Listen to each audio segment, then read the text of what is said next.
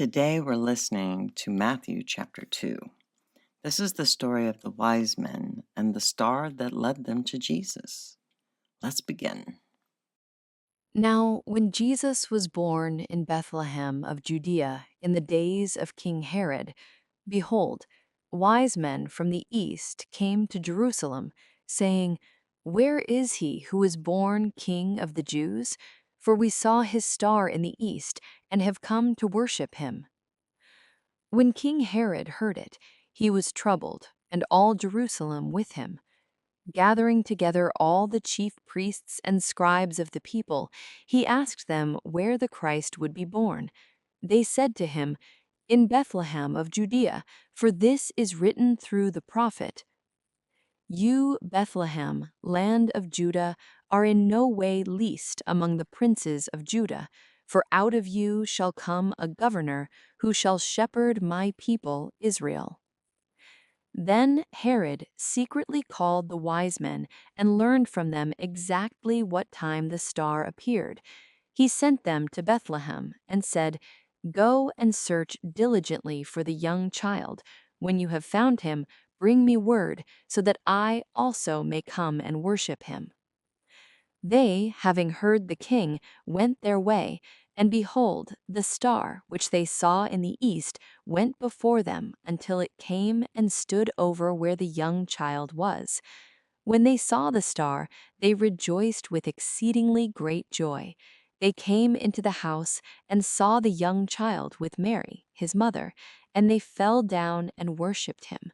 Opening their treasures, they offered to him gifts: gold, frankincense, and myrrh. Being warned in a dream not to return to Herod, they went back to their own country another way. Now, when they had departed, behold, an angel of the Lord appeared to Joseph in a dream, saying, "Arise and take the young child and his mother and flee into Egypt, and stay there until I tell you, for Herod will seek the young child to destroy him." He arose and took the young child and his mother by night and departed into Egypt, and was there until the death of Herod, that it might be fulfilled which was spoken by the Lord through the prophet, saying, "Out of Egypt I called my son." Then Herod, when he saw that he was mocked by the wise men, was exceedingly angry, and sent out and killed all the male children who were in Bethlehem and in all the surrounding countryside, from 2 years old and under, according to the exact time which he had learned from the wise men. Then that which was spoken by Jeremiah the prophet was fulfilled, saying, "A voice was heard in Ramah, lamentation, weeping and great mourning, Rachel weeping for her children. She wouldn't be comforted, because they are no more." But when Herod was dead, behold, an angel of the Lord appeared in a dream to Joseph in Egypt, saying, "Arise and take the young child and his mother, and go into the land of Israel, for those who sought the young child's life are dead." He arose and took the young child and his mother, and came into the land of Israel. But when he heard that Archelaus was reigning over Judea in the place of his father Herod, he was afraid to go there.